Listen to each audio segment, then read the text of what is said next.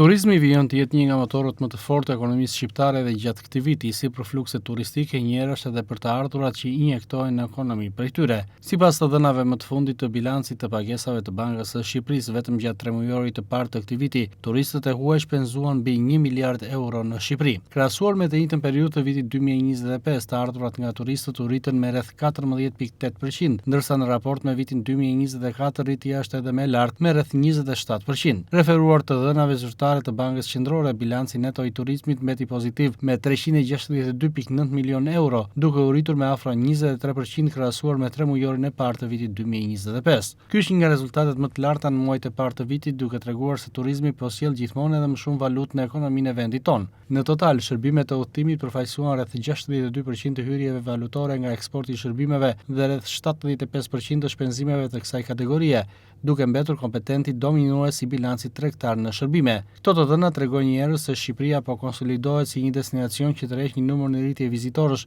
jo vetëm gjatë sezonit veror, por edhe gjatë periudhave të tjera të vitit. Ndërkohë edhe pse shqiptarët po shpenzojnë gjithmonë edhe më shumë për udhëtimet jashtë vendit, të ardhurat që gjenerohen nga turistët e huaj mbeten ndjeshëm më të larta, duke ruajtur një bilanc pozitiv për ekonominë. Sipas të dhënave zyrtare, vetëm gjatë periudhës janar-maj 2026, Shqipëria regjistroi mbi 3.7 milion vizitorë të huaj, ose një rritje prej rreth 8.17%, fluks i cili pritet të regjistrojë edhe më shumë rritje gjatë 3 muajve të verës.